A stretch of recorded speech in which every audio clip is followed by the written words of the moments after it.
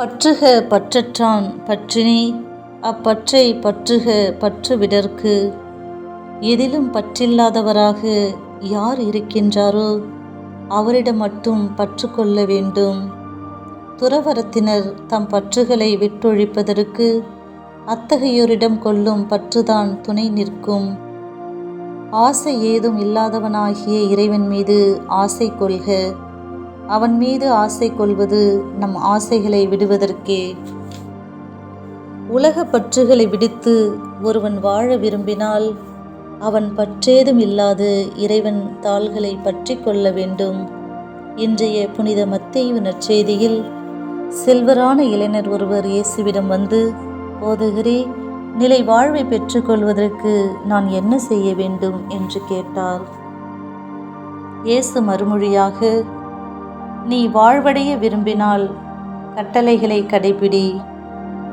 நீ நிலை வாழ்வை அடைய விரும்பினால், பற்றற்ற என்னை பற்றி கொள்ள விரும்பினால், உன்னுடைய செல்வங்களை விற்றுவிட்டு விண்ணுலக செல்வமான நம் ஆண்டவர் இயேசு கிறிஸ்துவை, இறை மதிப்பீட்டை, இறை ஆட்சியை பற்றிக்கொள். அதன் மூலம் நிலை வாழ்வை உரிமையாக்கி கொள்ள முடியும். நிலை வாழ்வு தரும் வார்த்தை இயேசு கிறிஸ்து. அவரை தேடுபவர்கள் பலர்.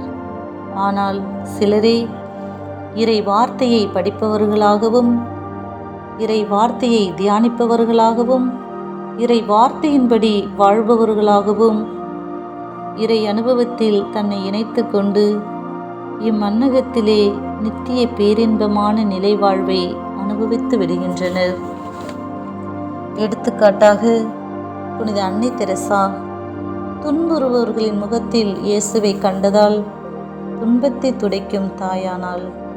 புனித தேவசகாயம் இயேசுவின் அன்பை உணர்ந்து இறுதி வரை இயேசுவிற்காக தன் உயிரை கையளித்து இன்று விசுவாசத்தின் வித்தாக திகழ்கின்றார். விண்ணகத்தின் முன்சுவை நம்முடைய குழும வாழ்வு. குழும சகோதரிகளை நேசிப்போம், உடனிருப்போம். பணித்தலங்களில் பணிபுரியும் சக மனிதர்களிடம் தோழமை உணர்வுடன் பழகுவோம். வாய்ப்புள்ள இடங்களில் நிலை வாழ்வான கிறிஸ்துவை நம்முடைய எளிய வாழ்வாலும் இறைவனுடைய வார்த்தையாலும் எடுத்து கூறுவோம். ஜெபம். நிலை வாழ்வளிக்கும் வல்லவரே எம் இறைவா, நாங்கள் என்றுமே விண்ணகம் நோக்கிய பயணிகளாக இம்மண்ணில் வாழ்ந்திட வரம் தாரும். ஆமீன்.